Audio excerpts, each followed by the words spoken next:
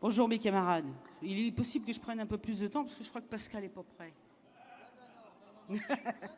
C'était pour... Oh, calme, calme, tout se passera bien.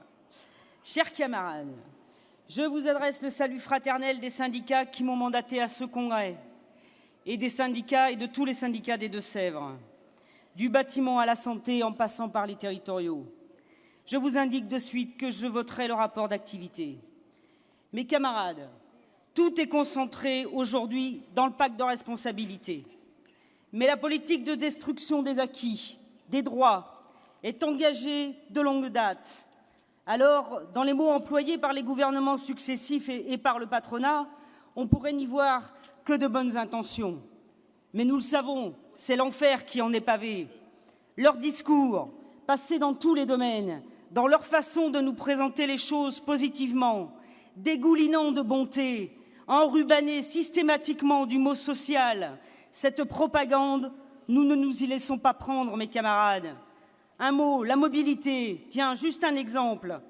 Mitterrand, à l'époque, en 1994, dans sa grande bonté, a octroyé aux femmes, je cite, une forme de libération dans la mobilité du travail et dans la mobilité des horaires. C'était l'ouverture massive au temps partiel et aux amplitudes horaires élargies, dans le commerce notamment. Aujourd'hui, c'est le dimanche et nos camarades ont bien raison de revendiquer les 2 jours de repos consécutifs. Nous ne sommes pas dupes, mes camarades. Ceux qui ont voulu l'Union européenne, ceux qui dirigent l'économie et la finance, n'ont qu'un objectif, repris dès les premières lignes du pacte de responsabilité. Il s'agit de faire baisser le coût du travail. De ce point de vue, mes camarades, il n'y a pas de différence entre les hommes et les femmes. La volonté de la classe dirigeante est bien d'exploiter tout ce qui peut l'être dans son propre intérêt. Pour notre part, nous ne nous trompons pas de cible. C'est bien toutes les catégories de la classe ouvrière qui doivent s'ériger contre la politique d'austérité, qui que ce soit qui la conduise. Précaires, statutaires, contractuels, quelle que soit la situation des uns et des autres, notre cible commune, c'est cette classe dirigeante. Nos camarades n'en peuvent plus des cadres de dialogue social qu'on leur propose et qui n'aboutissent guère. Rien à voir avec la politique contractuelle à laquelle nous sommes attachés. Les travailleurs attendent des résultats, beaucoup plus, au bout des rencontres que nous avons avec patrons et gouvernements. Force est de constater que l'essentiel n'y est pas, mes camarades. Bien sûr, puisqu'il s'agit au mieux aujourd'hui de coller quelques rustines ici ou là, pendant que leur dispositif de destruction des services publics, la simplification, disent-ils, tient mon œil, se poursuit. Pendant ce temps, le chômage continue sa progression, plus 11% depuis 1 an dans les Deux-Sèvres, dont 43% de chômeurs de longue durée. Je souhaite attirer votre attention sur une situation, une initiative prise par ATD Quart Monde, les concernant. Il s'agirait de créer des territoires zéro chômeur longue durée. Comment faire selon eux? Ce n'est pas difficile. On transfère les budgets dits publics qui les accompagnent, à savoir cotisation chômage, aide sociale, allocation familiale aux collectivités pour financer un marché du travail nouveau et complémentaire. 4 territoires sont visés. Ce n'est pas du vent, mes camarades, c'est du réel.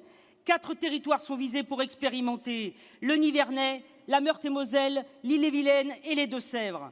La logique est inversée, celle de l'offre et de la demande, pour permettre la mise à disposition gratuite de main-d'œuvre auprès des entreprises. Leur but, nous le savons bien tout de même. Ils veulent récupérer la Sécu, c'est bien entamé.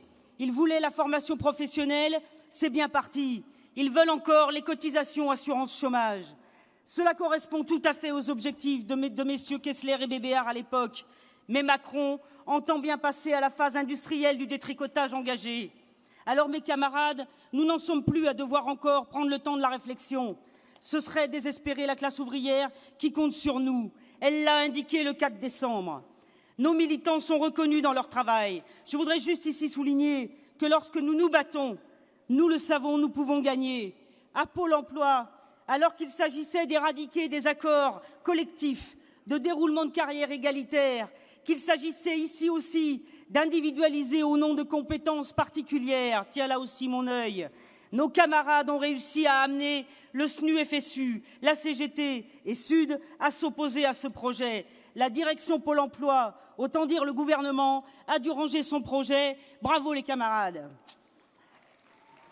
Hier, pendant le congrès, mes camarades de l'enseignement des Deux-Sèvres sont rentrés à Niort, précipitamment, car le Conseil général entendait recevoir les autres organisations syndicales sur un dossier dont nous étions à l'origine. Les collègues COP, les conseillers d'orientation professionnelle, comptaient sur nous, alors que le Conseil général supprimait 20 000 € de budget. Autant dire la fermeture du CIO de Niort. Notre bataille a pris fin de façon victorieuse. Là aussi, bravo les camarades. Alors, au moment même où la CGT retrouve une tête et où le Figaro annonce une journée d'action interprofessionnelle à leur initiative en mars ou en avril, je voudrais préciser qu'il est bien temps que nous aussi, nous en prenions une, et c'est même nous qui avons aidé à ce que cette organisation soit en mesure aujourd'hui de l'annoncer. Alors, après avoir adressé un coup de semonce le 16 décembre, place Vauban, où nous avons posé les jalons, après avoir conclu notre CCN d'octobre par « Agir est une nécessité et une urgence », après avoir, à juste titre, souligné que pour faire aboutir les revendications de force ouvrière, la construction du rapport de force est indispensable, après avoir retenu le nécessaire caractère national d'une manifestation pouvant aller à la grève, c'était en octobre, oui, des choses se sont passées depuis. Mais le verrou sur les salaires n'a pas sauté. Nous avons la clé, mes camarades. Elle nous a été confiée par les résultats électoraux, elle nous est confiée chaque jour par le développement de notre organisation et par ceux qui nous rejoignent. Mes camarades et nos camarades n'imaginent pas une seconde que la prochaine soit une promenade de santé, une étape de plus. Alors on est d'accord, il faut la grève. Ça c'est réglé, mes camarades. Il ne s'agit pas seulement, dans cette grève interprofessionnelle, d'embarrasser le gouvernement, comme le dit la presse d'aujourd'hui. Il s'agit, pour réussir, de donner un caractère majeur, central à notre initiative générale. Mes camarades, j'allais dire il n'y a qu'un lieu, mais j'ai entendu Gérard ce matin. Et je ne sais pas si c'est l'accent marseillais, j'en sais rien. Mais moi je suis sensible. Eh bien, mes camarades, s'il en faut deux des lieux de concentration de notre mobilisation générale, pourquoi pas? Mais en tout cas, il ne s'agit pas de rater l'échéance. Mes camarades, Paris, c'est là que les décisions se prennent. Mes camarades, alors c'est là qu'il faut aller. C'est là par dizaines, par centaines de milliers de travailleurs qui comptent sur nous, sur les défenseurs de la classe ouvrière, qu'il faut aller pour défendre nos revendications. Vive la CGT Force ouvrière, mes camarades.